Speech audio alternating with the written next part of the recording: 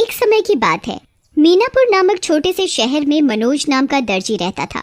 उसकी पत्नी मंजू, उनका एक बेटा और एक बेटी थी जिसका नाम आकाश और आंचल था। मनोज और उसकी पत्नी दर्जी का काम करते थे।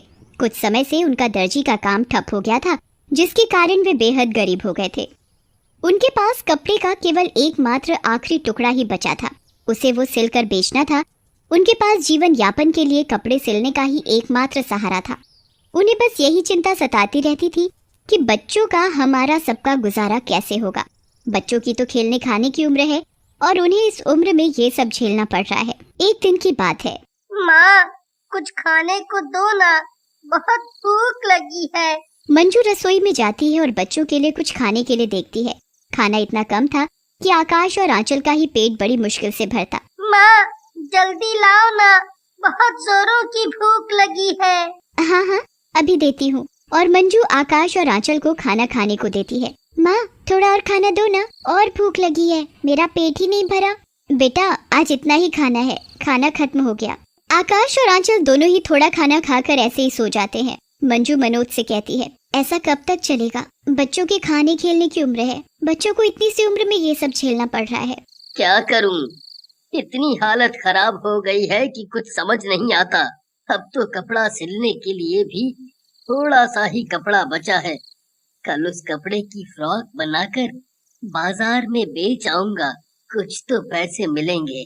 और मनोज ने रात को अपनी दुकान में जाकर कपड़े की कटिंग की और उसे रख दिया।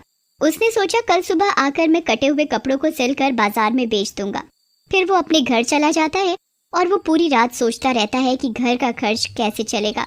और सोचते सोचते उसे नींद आ जाती है और वो सो जाता है।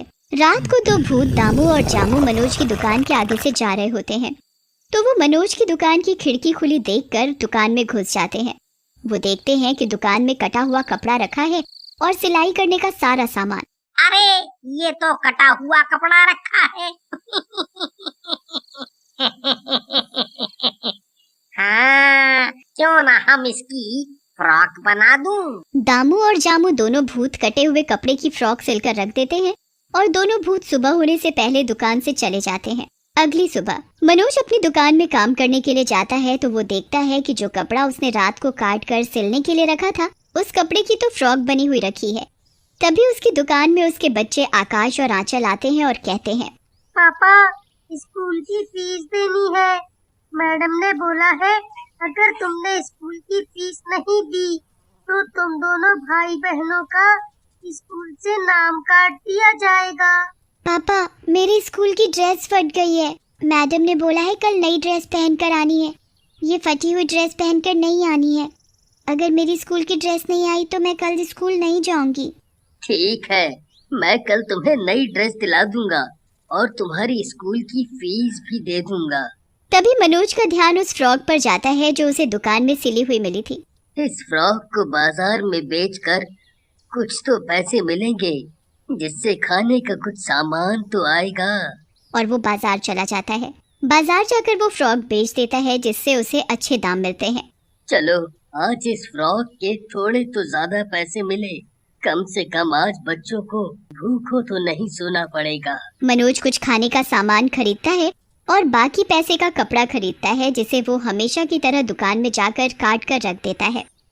रात को दोनों भूत दामू और जामू मनोज की दुकान की खिड़की खुली देखते हैं और कहते हैं, अरे आज फिर दुकान की खिड़की खुली हुई है। ये कहकर वो दोनों दुकान में घुस जाते हैं और वो देखते हैं कि दुकान में कटा हुआ कपड़ा रखा है और सिलाई करने का सारा सामान रखा हुआ है। जामू, देखो ना, यहाँ तो कपड़ा और सिलाई का सारा सामान रखा हुआ है। हाँ, क्यों ना हम इस कपड़े की कमीज बना दें। दामू और जामू कपड़े को सिलकर एक सुंदर सी कमीज बना देते हैं और फिर वो दोनों सुबह होने से पहले दुकान से चले जाते हैं। उनका ये सिलसिला यूं ही चलता रहा। दोनों भूत रात को आते और कपड़े सिलकर रख जाते। अगले दिन मनोज अपनी दुकान में जाता है और अरे, ये इतने सुंदर कपड़े, ये इतने सुंदर कपड़े किसने सिल दिए? अरे वाह, ये कपड़े तो बहुत ही खूबसूरत हैं। इनके तो दाम भी बहुत अच्छे मिलेंगे। मैं आज ही इन्हें बाजार में बेच आऊंगा। और मनोज बाजार जाकर कपड़े बेचता है। भैया, ये फ्रॉक कितने की है? 500 रुपए की। भैया ये फ्रॉक मुझे दे दो। जी अभी देता हूँ। और वो औरत मनोज से फ्रॉक खरीद लेती है और उसे फ्रॉक के अच्छे पैसे भी मिल जाते हैं। मनोज उन पैसों से घर का कुछ सामान और कुछ कपड़ा खरीदता है। मंजू लो, ये कुछ खाने का सामान है, कुछ खाने के लिए बना दो। जी अभी बनाती हूँ। और मंजू खाना बनाकर बच्चों और मनोज को खिलाती है।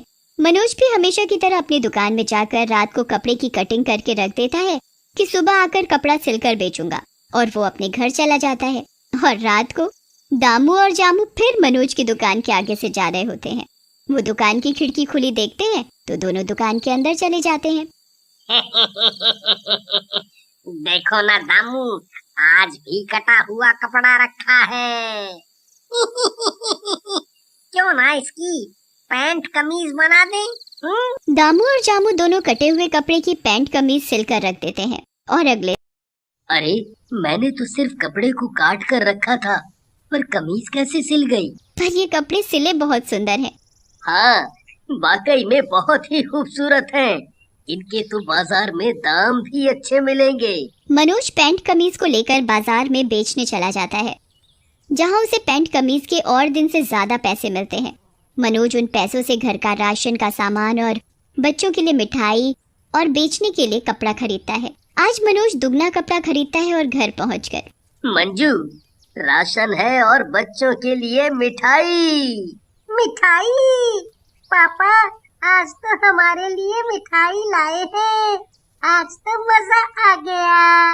और मंजू भी बहुत खुश होती है। क्या बात है, आज तो आप घर के लिए खाने पीने का सामान और बच्चों के लिए मिठाई लाए हो। हाँ आज उन कपड़ों के सही दाम मिल गए थे।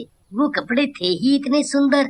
अच्छा मैं दुकान जाकर सुबह के लिए कपड़ा काट के रखाता हूँ। कल सुबह आकर इन्हें सिल कर बेचूंगा। और रात को फिर दामू और जामू मनोज की दुकान में आते हैं और देखते हैं कि रोज की तरह आज भी कटा हुआ कपड़ा रखा है। इससे तो आज मैं बहुत ही सुंदर ड्रेस बनाऊंगा।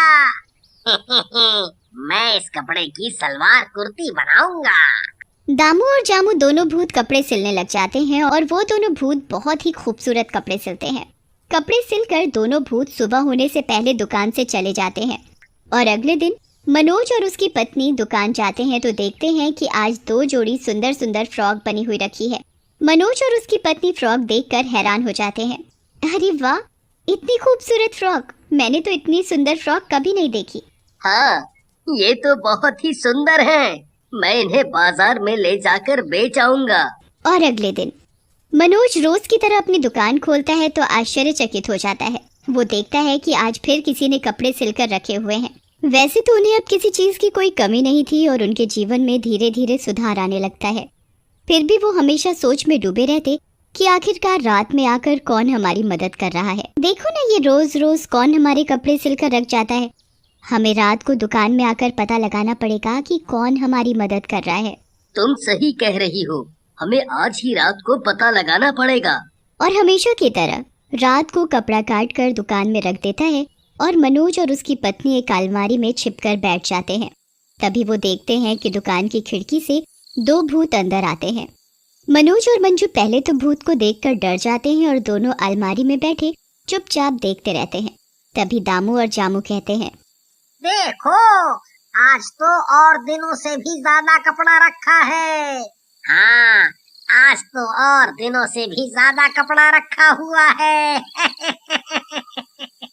मैं आज इस कपड़े से बहुत ही सुंदर शादी का जोड़ा बनाऊंगा। लोग देखते ही रह जाएंगे। मैं इस कपड़े से शादी की ओढ़नी बनाऊंगा। और दोनों भूत अपना अपना काम करने में लग जाते हैं। दामू और जामू दोनों अपना अपना काम करके सुबह होने से पहले चले जाते हैं। अच्छा तो ये दोनों भूत इतने दिनों से हमारी मदद कर रहे थे। इन दोनों भूतों ने तो हमारी बहुत मदद की है। आज हमें इन दोनों भूतों की वजह से किसी भी चीज की कोई कमी नहीं है। हमें पैसे की भी दिक्कत नहीं है। अब हम आराम से अपनी जिंदगी गुजार रहे हैं। हमें भी इनके लिए कुछ न कुछ करना चाहिए। मंजू तुम बिल्कुल सही कह रही हो। अब हम इनसे कोई कपड़ा नहीं सिलवाएंगे और ना ही रात को दुकान में कपड़ा काट कर रखेंगे। इन्होंने हमारे लिए इतना कुछ किया है, हमें भी इनके लिए कुछ न कुछ करना चाहिए। मैं कल रात को इनके लिए अच्छा अच्छा पकवान बनाऊंगी। और मैं इन दोनों भूतों के लिए सुंदर सुंदर कपड़े बनाऊंगा। अगले दिन मंजू मनोज से कहती है, आज बहुत काम करना है मुझे। उन दोनों भूतों के लिए अच्छा अच्छा खाना बनाना है और उनके लिए स्वादिष्ट स्वादिष्ट मिठाई बनानी है। हाँ, और मुझे भी दोनों भूतों के लिए सुंदर सुंदर कपड़े बनाने हैं। मैं उनके लिए शेरवानी बनाऊंगा। हमें ये काम रात होने से पहले ही करना पड़ेगा। जी तुम सही कह रहे हो, बहुत काम है। मंजू और मनोज दोनों अपने अपने काम में लग जाते हैं और रात होने से पहले मनोज शेरवानी सिलकर रख देता है और मंजू भी पकवान और मिठाई बनाकर दुकान में रख देती है। मनोज और मंजू दोनों अलमारी में छिपकर बैठ जाते हैं तो देखते हैं कि दुकान की खिड़की से दोनों भूत अंदर आते हैं। अरे, आज तो सिलने के लिए कपड़ा ही नहीं है। अरे हाँ, आज तो कपड़ा नहीं रखा हुआ है। और ये क्या, शेरवानी? अरे, यहाँ तो देखो, इतना सारा खाना। और ये क्या, मिठाई। अरे वाह वाह वाह वाह वाह। दामू और जामू दोनों भूत कपड़े पहनकर बड़े खुश होते हैं और दोनों पेट भर खाना खाते हैं। अच्छा काम करने और उनकी मदद करने की वजह से मुक्ति मिल जाती है।